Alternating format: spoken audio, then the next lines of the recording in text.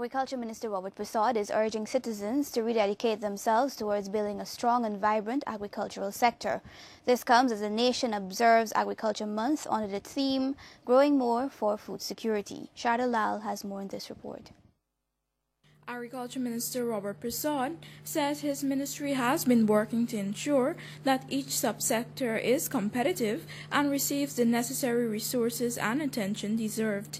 He notes that critical investments have also been made to improve infrastructure and provide farmers with the tools and knowledge needed to enhance their production. We are committed to continuing and even expanding on the investments, expanding on the work that we have done and the support that we've been able to provide to our farmers and others who operate within the agricultural sector. To this effect, the ministry will be commissioning a farmers training school in Monrepo in December. Farmers are expected to be trained in various fields, including soil management and proper farming techniques. The agriculture minister has also made reference to the current global financial crisis and food shortage, which he says are valuable opportunities for foreign investments in Guyana's agriculture sector. To this end, he notes that government has been working to enable this by creating the necessary framework. As much as we've been trying to harness and prepare for the opportunities from the food crisis that the world has experienced, we also want to see that the financial turmoil will itself put investment in agriculture. Meanwhile, Minister Prasad is hoping that the current activities which are being embarked on for Agriculture Month will inspire all Guyanese to contribute towards the development and reap the benefits of this opportunity-filled sector. Reporting for the 6 o'clock news, I'm Sharda Lal. Agriculture Minister Robert Prasad has commissioned an $89 million packaging facility at Parika. Minister Prasad says this investment is a clear reflection of the administration's willingness to provide opportunities for farmers to improve their trade. Sharda Lal has more in this report. 3,000 farmers in Regions 2 and 3 are expected to benefit from the free services of the Parika packaging facility. And according to Agriculture Minister Robert Prasad, the industry has been forced to make adjustments to international and national realities. He says with the current demand for food, in the midst of a global food crisis, the Parika packaging facility offers a unique opportunity for farmers to gain more. We've already put down $89 million. And for every single pound of produce, and the estimate is 40,000 pounds in a 24-hour period, it will cost us close to $4 Guyana. The Agriculture Minister has also urged farmers to practice proper post-harvesting techniques, since damaged goods often result in massive losses to both the farmers and exporters. But the international market is not interested in a few. It is interested in no scar, in no distortion of the produce. And we need to bear that in mind. Region 3 Chairman Julius Faber believes that agricultural production will increase through such initiatives and lessen the marketing woes commonly faced by farmers. I'm quite certain with the opening of this packaging plant, our farmers will be able to sell their produce both locally and overseas, since by packaging they can now compete with the other farmers overseas. In the meantime, NCN spoke to several persons to find out their views about the new venture. And this all will contribute to a greater productivity and enhance the farmers' well-being. Right, and now he's bringing the market or bringing the comfort to the people so that the farming could be more easier, and they could save a lot of time, money as well. And then, especially in these hard times. It's a step in the right direction if we are looking not only to grow more, but as the minister said today, in raising the standard, raising the bar for the farmers. The facility was initially intended to house a shipping wharf to the tune of $125 million. However, because of limited resources, a $7 million berthing facility was constructed instead. It is hoped that through this modernized processing plant, farmers will be able to export their produce to the Caribbean and further afield. Reporting for the 6 o'clock news, I'm Sharda Lal. Works on several roads in Buxton, East Coast, Demerara have resumed after a one-year delay, and government seem pleased with the progress so far, even as Transport Minister Robeson Ben visited the area. Keila Jacobs has more. Transport Minister Robeson Ben was in Buxton to inspect road works which were halted more than a year ago. During his inspection, the minister disclosed that additional works to upgrade the road surface will be done in the community during the second phase. He also talked about how satisfied he is with the progress of work.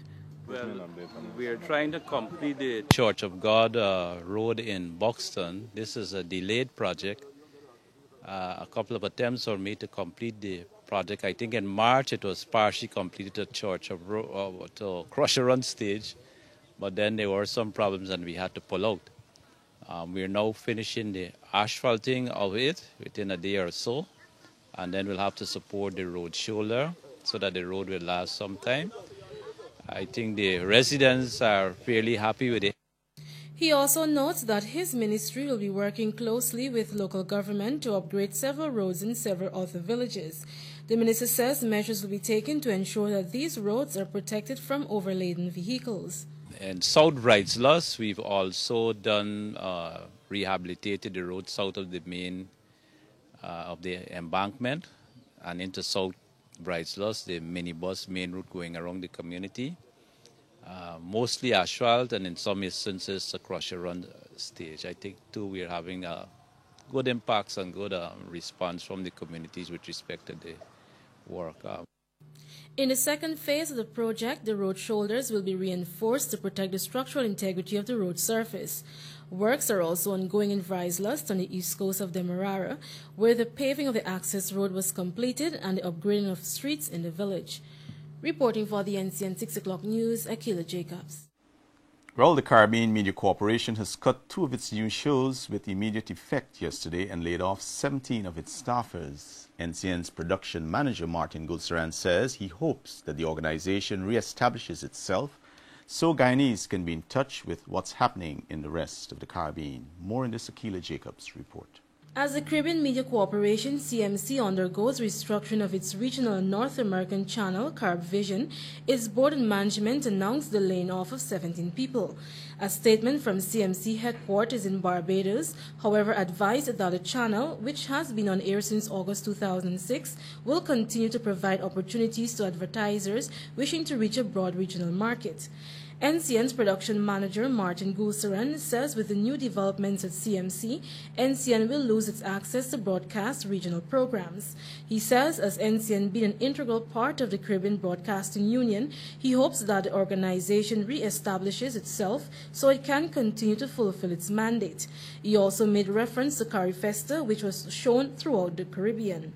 What we know is that the majority of staff have been laid off, and a number of programs, daily programs, are being off or would be off or already off, which means that we would not be able to access programs like Caribbean Newsline, which is a daily program that tells you what's happening across the region. Gulsaran says NCN has not been informed fully of what is the next move of the Caribbean Broadcasting Union, the parent body of the CMC. No, we're told that we would be informed. I assume that the board and the management of CBU, which has taken over the operations of CMC at this point, they are working in a very diligent way to streamline the whole operation there. So we're told that we would be advised as early as possible. NCN understands that the 17 staffers came from the production department.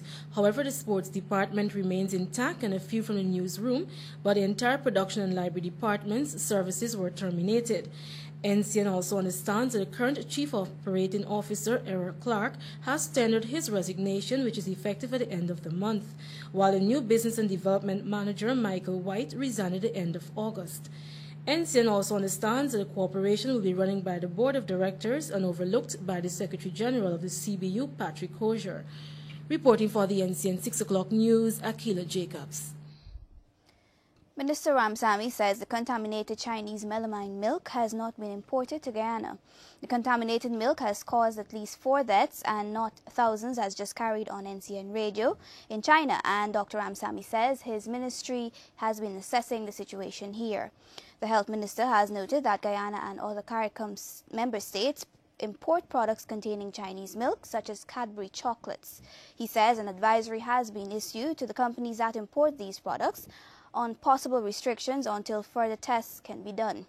Minister Ramsamy says the importation regulations are now heightened to guard against the importation of the product.